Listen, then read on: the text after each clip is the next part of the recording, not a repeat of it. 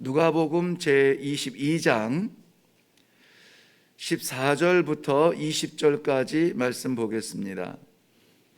누가복음 제22장 14절부터 20절까지 말씀입니다. 찾으셨으면 우리 함께 읽겠습니다. 시작. 때가 이름에 예수께서 사도들과 함께 앉으사 이르시되 내가 고난을 받기 전에 너희와 함께 이 유월절 먹기를 원하였노라. 내가 너희에게 이르노니 이 유월절이 하나님의 나라에서 이루기까지 다시 먹지 아니하리라 하시고 이에 잔을 받으사 감사 기도하시고 이르시되 이것을 갖다가 너희끼리 나누라. 내가 너희에게 이르노니 내가 이제부터 하나님의 나라가 임할 때까지 포도나무에서 난 것을 다시 마시지 아니하리라 하시고 또 떡을 가져 감사 기도하시고 떼어 그들에게 주시며 이르시되 이것은 너희를 위하여 주는 내 몸이라. 너희가 이것을 행하여 나를 기념하라 하시고 저녁 먹은 후에 잔도 그와 같이 하여 이르시되 이 잔은 내 피로 세우는 새 언약이니 곧 너희를 위하여 붓는 것이라. 아멘. 우리 한번 기도하겠습니다. 살아계시어서 역사하시되 그 생명을 우리들에게 주시기 원하고 또 그 생명을 오늘도 살아가기 원하여서 간절하게 기도하게 하시는 하나님, 은혜를 감사합니다. 오늘도 주의 은혜를 사모하여 또 주의 능력을 간절히 바라며 올라온 주의 백성들 말씀으로 채워 주시어서 오늘도 변함없이 흔들리지 아니하고 주님 가신 이 길을 함께 동행하며 나아가는 복된 성도들의 길이 되게 하여 주시옵소서. 친히 말씀하여 주실 줄로 믿사옵고 예수님의 이름으로 기도하옵나이다. 아멘. 너무나 잘 아는 말씀이어서 또 두렵습니다.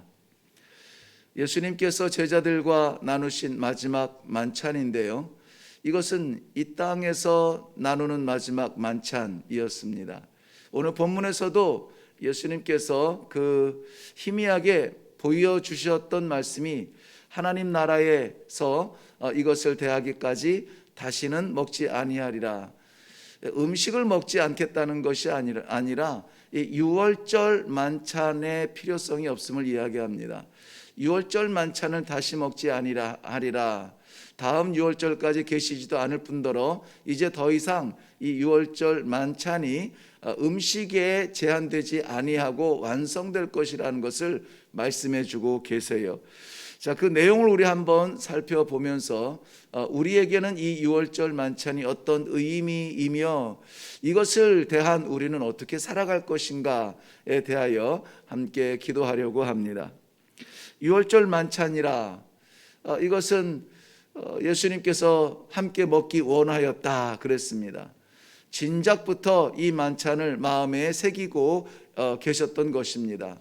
함께 먹기 원하셨던 예수님이 준비하신 만찬입니다. 만찬이래 봤자 우리처럼 이렇게 많은 찬이 준비된 것은 아니고요, 완전한 식사의 자리라고 하는 것입니다. 유월절을 완성할 수 있도록 준비된 완전한 식탁이라는 것이죠. 거기에서는 유대인들이 흔히 지키는, 절기로 지키는 유월절 만찬이 있습니다. 오후 3시부터 6시 정도가 되면은 저들은 이미 양을 잡아서 그 식사를 위해서 준비를 하죠. 그리고 집안의 구석구석 누룩의 흔적을 다 청소하고 정리를 해야 합니다. 그리고 유난히 이날 저녁 식사는 보통은 집에 돌아와서 띠를 풀르고 신발을 벗고 편안한 마음으로 쉬기 위한 마지막 식사가 그날 저녁 식사인데, 유월절 식사는 좀 다르죠. 허리에 띠를 띠고 손에 지팡이를 잡고 쓴나물과 함께 먹는 것이 유월절 만찬입니다. 왜냐하면 유월절 만찬은 이스라엘 백성들이 이 절기를 지키면서 출애굽을 기념하기 위한 식사였습니다. 왜 이렇게 먹어야 되죠? 출애굽에 대한 설명이 나타나는 그러한 식사죠. 오늘 예수님께서 출애굽을 기념해야 되는 유월절 만찬을 독특하게 설명하고 계십니다. 자, 유월절 만찬에서 반드시 있어야 될 그 음식들, 우리 의미를 좀 생각해 보면, 먼저는 이 유월절 만찬에는 무교병을 먹습니다. 무교병이라 하는 것은 우리가 알듯이 누룩을 넣지 아니한 그러한 빵입니다. 누룩을 넣어서 부풀리면 부드럽고 커지지만은 누룩을 넣지 아니하는 빵은 굉장히 거칠고 딱딱하고 부서지는 빵입니다. 그렇지만 시간을 절약할 수가 있죠. 유월절 식사는 그랬던 것입니다.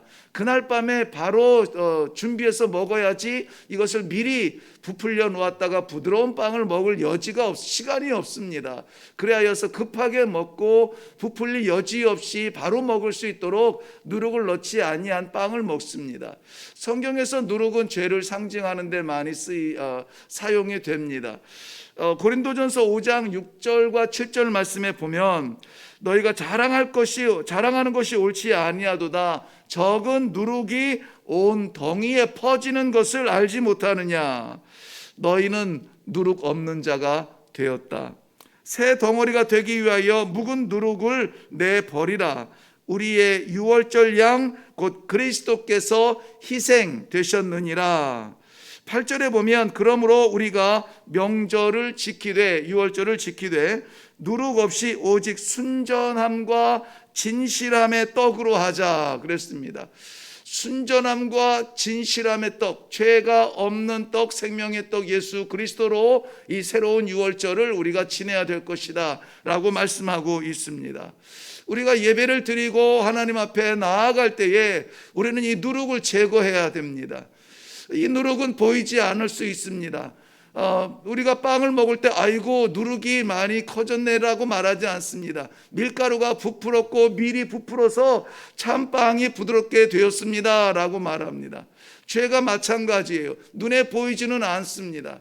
그러나 우리의 생각과 삶 가운데 감추어져 있는 그런 죄악들은 사람의 눈에는 보이지 아니할지라도 이것이 제거되었는지를 아시는 하나님 앞에 드리는 것이 예배입니다. 그러므로 우리는 철저하게 유월절 정신으로 하나님 앞에 예배를 드릴 때에는 우리의 죄가 사라지도록, 죄가 용서되어지도록, 죄를 끝장내도록 애쓰고 수고하고 결단하는 그러한 예배를 드려야 될 것입니다.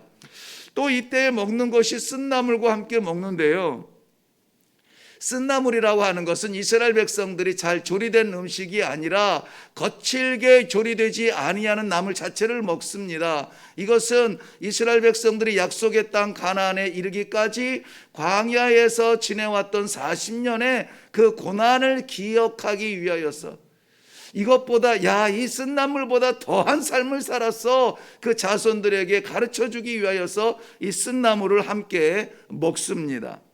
그런데 사도행전 14장 22절 말씀에는 유월절의 쓴나물을 이렇게 표현을 했습니다. 이때는 사도 바울이 바나바와 더불어서 복음을 증거하려 할 때에 심지어는 안진뱅이까지 일으키면서 사람들이 이것은 신의 능력이다, 제사 드리려 할 때 우리는 당신들과 똑같은 성정을 가졌습니다, 겸손함으로 복음을 전하는데도 불구하고 유대인들이 와서 시기하여 이 사도 바울을 돌로 때려서 죽였습니다. 죽은 줄 알고 이를 성 밖에 내다가 버렸죠. 그리고 나서 이 사도 바울은 깨어나게 됩니다. 깨어나서 하는 이야기가 이랬습니다.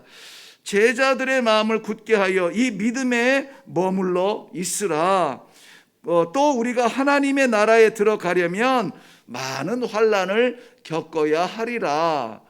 그리고 나서 사도 바울이 행한 다음 행적이 무엇이냐? 복음을 전하기 위하여서 다시 그 길을 떠납니다.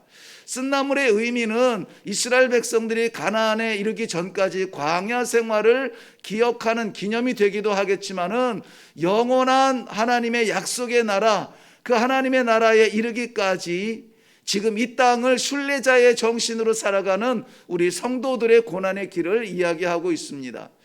아무도 쓴나물을 먹으려 하지 아니하죠.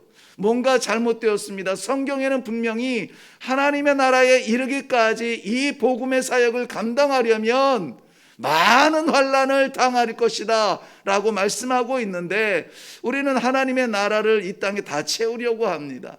쓴나물에 그 쓰디쓴 것을 먹으려 하지 않습니다. 고난에 동참하려 하지 않습니다. 아픔을 느껴보고 싶지 않습니다. 예수 믿고 교회 다니면 그저 평안하고 만사 형통을 꿈꾸고 있습니다. 그러나 성경은 그렇게 말하지 않아요. 유월절 만찬에 또 빠질 수 없는 것이 그 상징적인 의미인데요, 어린 양의 피입니다. 가정마다 문설주 양쪽에 그 어린 양을 잡아서 피를 그 문설주에 발라 죽음의 사자가 넘어간 것을 기념하는 것이 유월절 만찬입니다. 이것은 여지없이 예수 그리스도의 십자가 대속의 보혈을 의미합니다. 이미 레위기서 17장 11절에 말한 대로 육체의 생명은 피에 있음이라 내가 이 피를 너희에게 주어 제단에 뿌려 너희의 생명을 위하여 속죄하게 하였나니 생명이 피에 있으므로 피가 죄를 속하느니라. 피가 죄를 속하느니라. 죄를 속하는 것은 다른 어떤 것으로도 되지 아니하고 생명, 즉 피로 말미암아 구속이 된다라고 말하고 있습니다. 지켜오던 유월절 만찬은 상징적인 의미를 담고 기념하는 것이었습니다. 그런데 우리가 지키는 이 유월절에 대한 정신은 상징적 유월절이 아니라 예수 그리스도께서 실제적으로 어린 양이 되시고 예수 그리스도께서 실제적으로 우리의 모든 죄를 다 제하신 순결한 그러한 예배를 드릴 수 있도록 오늘 말씀하고 있는 것입니다. 그렇기 때문에 19절에서는 이렇게 말씀하고 있습니다. 너희가 이를 행하여 나를 기념하라. 나를 기념하라. 이 유월절은 무엇을 기념하는 거라고요? 출애굽을 기념하는 것이었습니다. 출애굽의 그 어두운 과거에서 새로운 탈출로 약속의 땅을 향하는 그 순간을 기념하는 것이었습니다. 그런데 예수님께서 오늘 이 유월절 만찬에 대하여서 이제는 나를 기념하라 라고 말씀하고 있습니다. 예수님에 대하여서 무엇을 기념해야 합니까? 예수님께서 친히 십자가에 달리셔서 그 피를 흘려주시고 우리의 영혼에 발라주심으로 말미암아 죄를 대속하여 주신 예수 그리스도의 대속의 은혜를 기억하고 기념하는 것입니다. 이것은 다른 아무라도 할 수 없는 것입니다. 나를 기념하라, 나를 기억하라, 나를 생각하라. 무슨 말씀이냐면은 우리가 하나님 앞에 나아가는 그 길에 예수만 바라보고 예수만 의지하고 예수만 생각하는 것입니다. 히브리서 12장 2절 3절 2절에서는 나 믿음의 주여 온전케 하시는 예수를 바라보라 이렇게 예수를 바라보라 했지만은 3절에 나아가서는 그를 생각하라, 그를 신중하게, 그를 왜 그렇게 하셨는지, 어떻게 그렇게 하셨는지 예수의 그리스도의 십자가 보혈에 대하여서 심사숙고하라, 고민하라 라고 말씀해 주고 있는 것입니다.